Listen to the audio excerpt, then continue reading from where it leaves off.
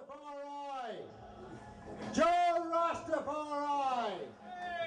Joe Rastafari! Hello. I'm going to read a couple of sections from my book, Redemption Song. Well, now we all know that the Clash made 5 albums, but actually they made 6.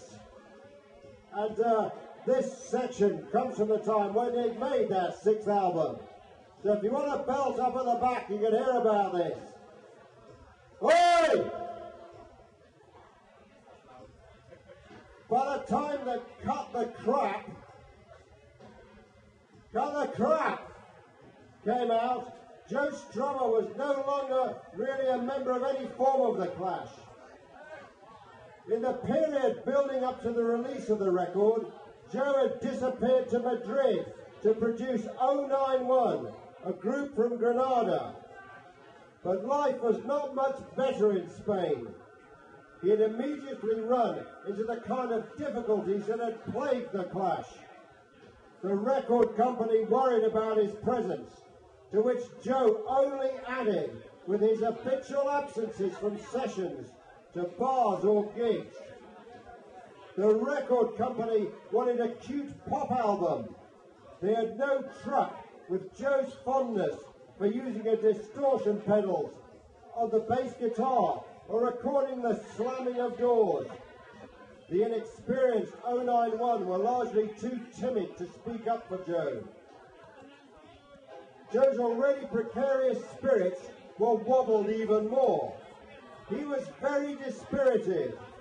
He felt he should be in London with Gabby, his longtime girlfriend, who was by now very pregnant, and he was running out of money.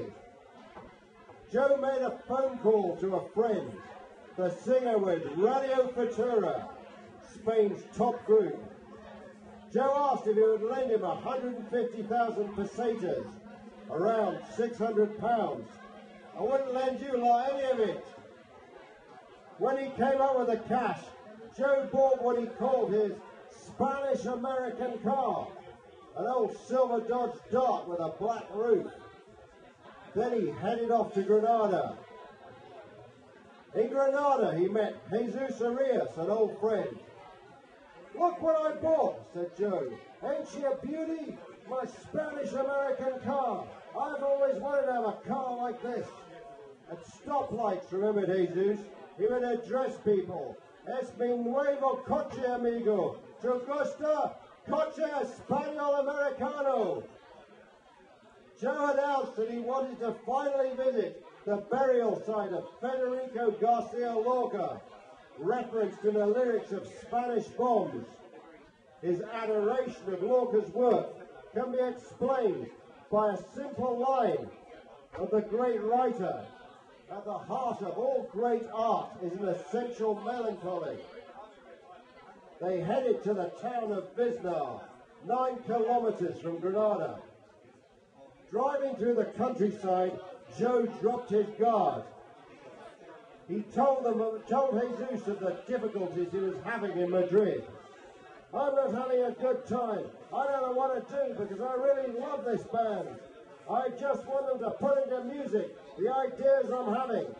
Guy Stevens did the same with the Clash and it worked.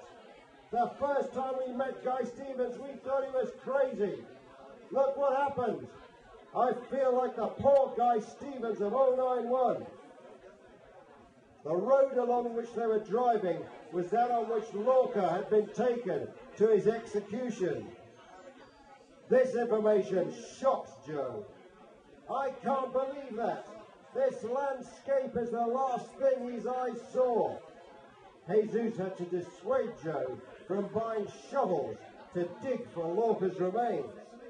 Along with 2,000 other death squad victims, the writer had been dumped into the ground without a commemorative marker.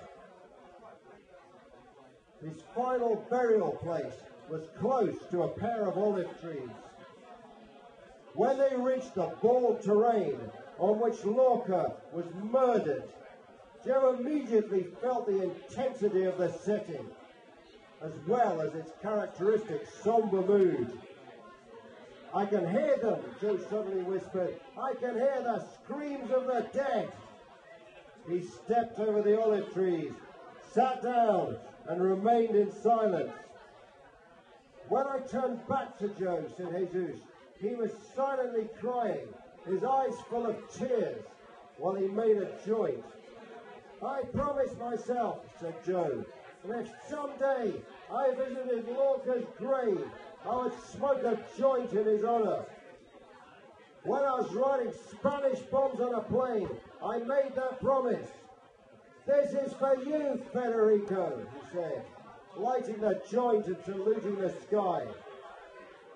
The next morning, Joe climbed into his Spanish-American car and drove for 4 hours straight to the studio in Madrid, offering the record company money out of his own pocket for further recording time, which was rejected.